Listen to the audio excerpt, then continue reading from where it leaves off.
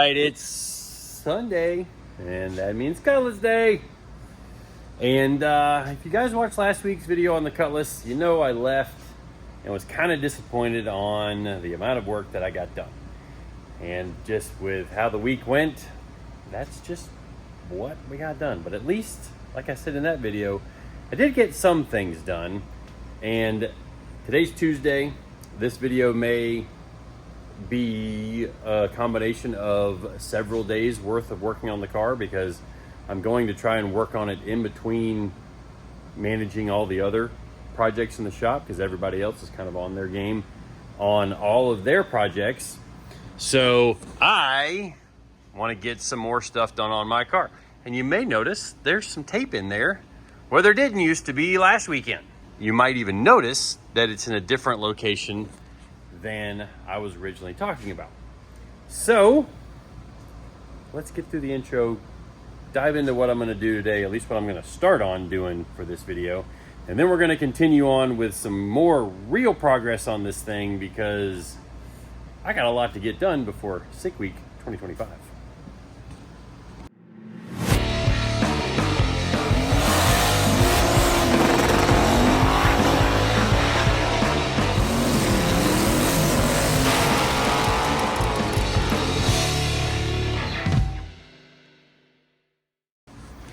All right, well, while you're here, please check your subscription to the channel. And if you like race car building stuff, because obviously we build a few different types of race cars, all kinds of different stuff going on here in the shop, as well as in the back dyno room. Even have some more road race stuff that may eventually come to light, which this is a road race car here. And then obviously we've got a few different drag cars in. We've got some work we do on some different airboats, all kinds of crazy stuff. But if you like that kind of stuff, go ahead and subscribe to the channel. If you're a regular here, please give us a like to the video, as well as some kind of comment down there in the bottom. Don't know, I'll have to think of a comment, you know, some kind of topic where we'll do a comment on the video this week.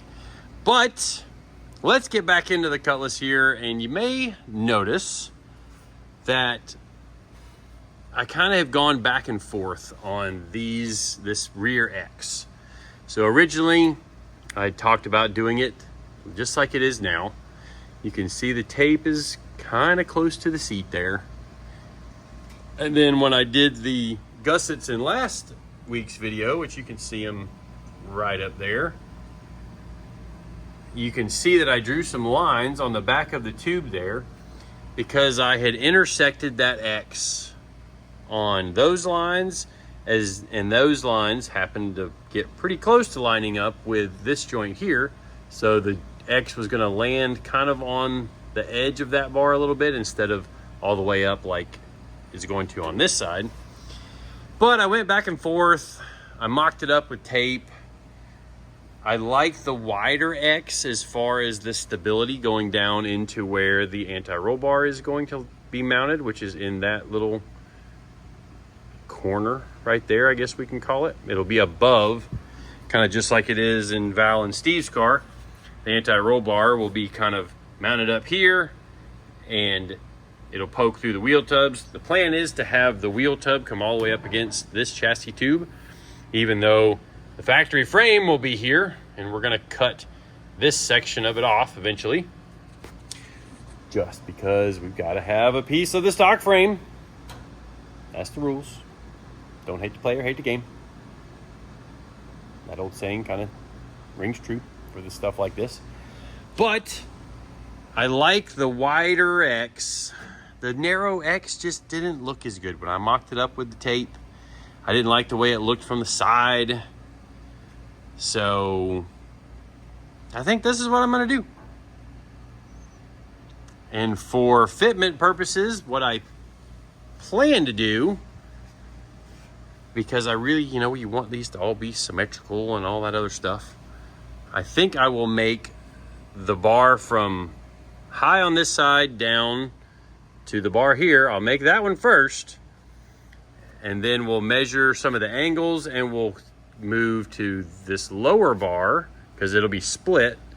So we'll have a lower bar coming up, and then I'll use a little tool that I've got to make sure that we line up the X across here. And before that one gets welded in permanently, we'll fit that last little bar there. And the reason why I'm doing that one last is because I think that fit right up there is going to be the one that gives me the most fight.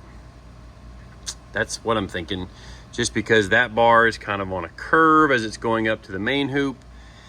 And before I get started, you can see there's a center point right there, you know, on the roll bar. Right there, that looked kind of weird coming in from the bottom of the screen. Don't read into that. We're gonna make sure that the bars land equally on each side, or at least to kind of give us a reference for a starting point, just to make sure that everything kind of looks symmetrical. Because even though you may not see a whole lot of this with the rear window tinted and, you know, stickers that are going to be all over the back window, because I'm going to have stickers on the back window for the people and companies that have supported me in this build. So yeah, I just want to make sure that it's symmetrical, especially because when we pop the body off this thing and have it powder coated, if something's wonky looking, that'll just be a memory that sticks with me forever.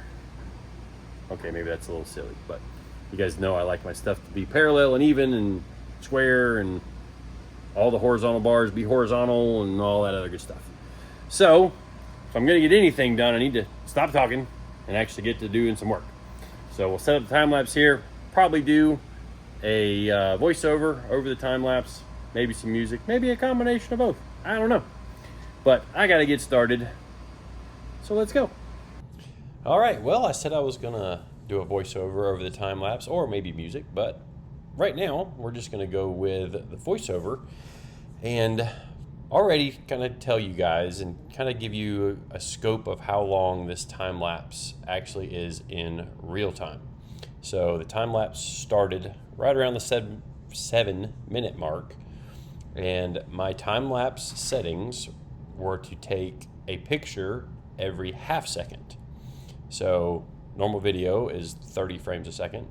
So that would mean a half second, we would take 15 pictures instead of one picture.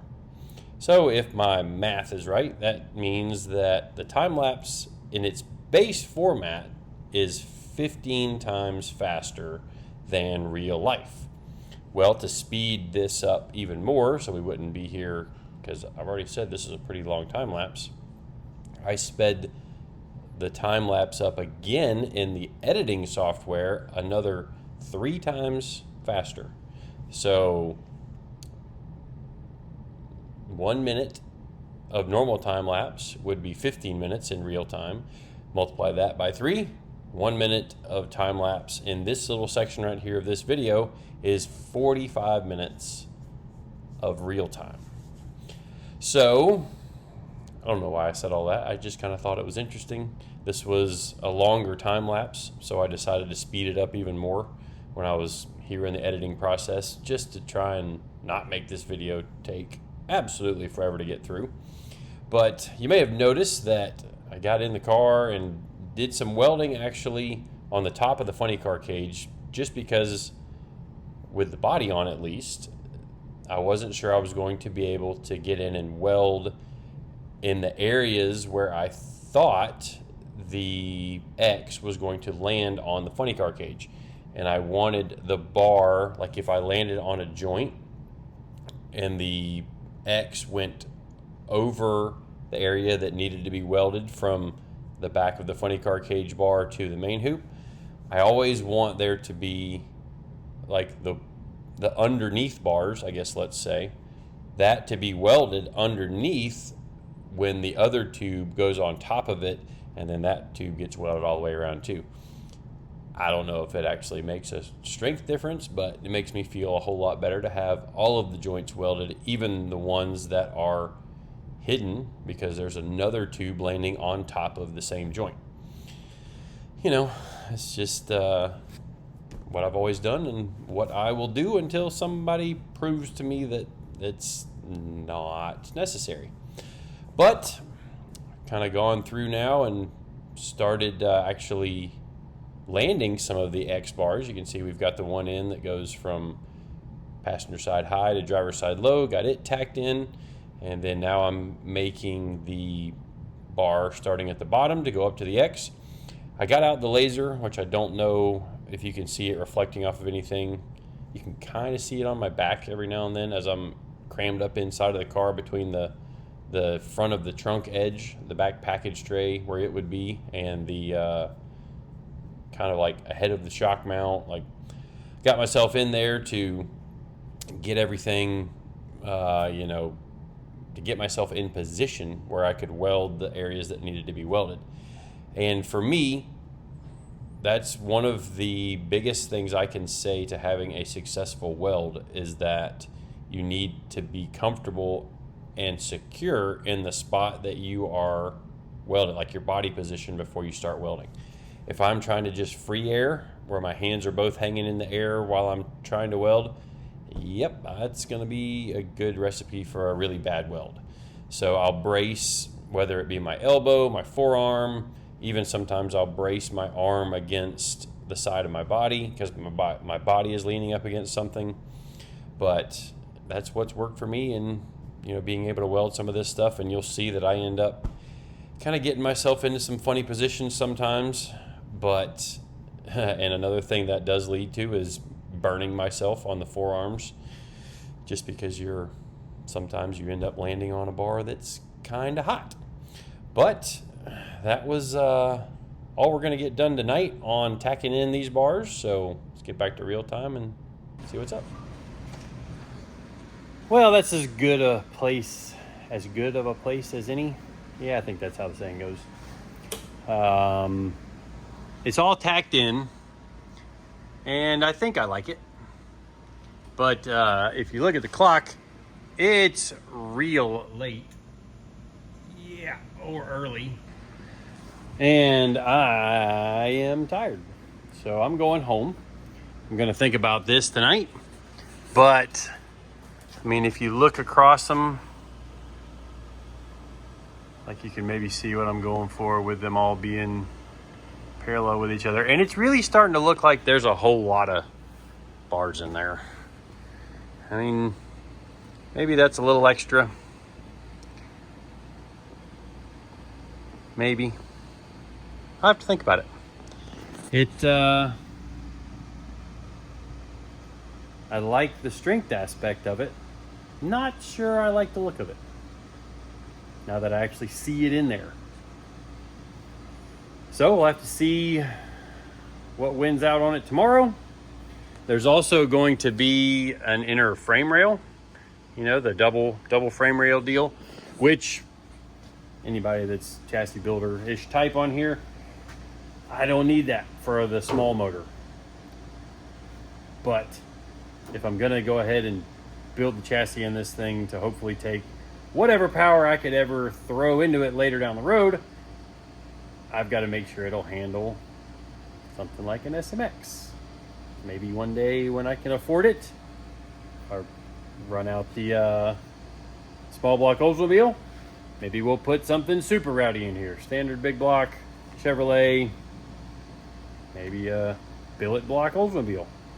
See what kind of trickery Peyton can work up. See how fast we can go with a small block. But yeah, so imagine a whole other bars, or at least two bars coming through, and then there'll be, you know, the bars down the middle, just like Val's car has, as long as it clears the seat.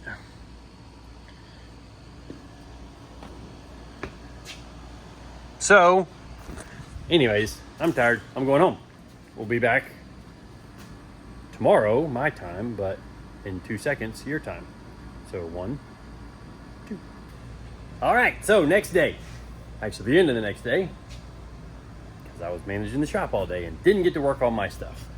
But I think I like it. It's kind of grown on me. So I'm gonna do my best to weld as much of that in as I can. And you might have noticed that while I was fitting that during the time lapse, kind of ran out of room. Like it's snug in here, which is, I guess, a good thing. You know, we're getting down to it where things are getting filled up with bars. Because that means before too much longer, maybe we'll have a completed car or a completed chassis. And then there's all the other work that goes with sealing off the driver's compartment and then wiring and mounting the engine and all that other stuff. But once I get those welded up, and that's probably going to be all I'm going to get done today, because I have exactly 55 minutes before I have to leave and go pick up my youngest daughter from her gymnastics class. So tomorrow I will be cutting out this cross member. So first thing will be, we'll take out the temporary braces. I'll probably take a piece of that temporary brace and weld it closer here, because then I can cut this out, weld a cross member that'll be where the steering rack mounts, and then we'll go from that cross member back diagonally to the bars up under there. And actually I need to weld those caps in right there and scrape this, because that's dirty. And then I need to weld this up. And the nice thing about cutting this out like all the way, at least when I grind this smooth, like all of the ugly weld goes with it. So that's kind of a good thing. And then I won't get to this video. That's the TRZ upper shock mounts. So we won't be working with those, but yeah, you see what I have to deal with here in Florida. Already rusted up that quick. And we have the AC running all the time, and then the dehumidifier running all the time. So just might have to step up our AC game a little more. Keep this place nice and cool. And get rid of that. Because obviously that thing blowing hot air into the shop isn't helping anything, but maybe we'll do like a mini split on the office. And anyway, that's shop stuff. But let's get back to welding that up. I'll pop the seat out and then get in here and sweat all over these bars so that they rust some more, because that's what we need to have happen. And then I'll see how much of that X I can get welded up before I gotta go. So here we go. All right, well, one last time lapse to finish up this video. And this one is actually standard time lapse speed. Like, I did not speed the video up in the editor. So this is 15 times faster than real life, which I told you guys that I had, about 55 minutes before I had to leave the shop. So that's about how long this time lapse is going to take, at least how long it took in real life. But you can see I'm not always welding on just the new X.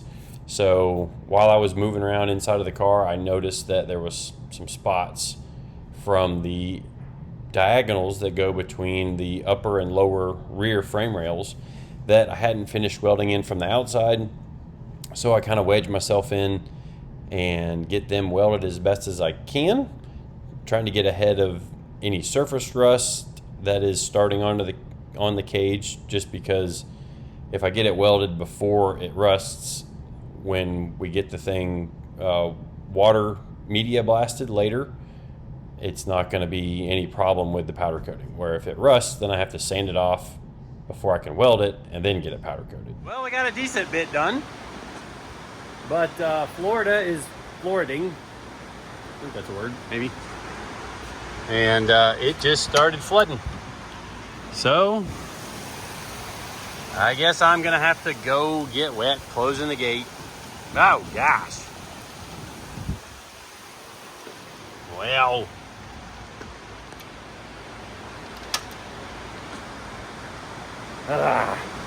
well, back at it tomorrow. Well, as you may have noticed, I ended up doing a bunch of welding on some other areas that had not been welded yet. And that occupied all my time. So the new X is in, and it's definitely getting kind of busy up in this here hot rod. And I was planning to cut this out, this piece,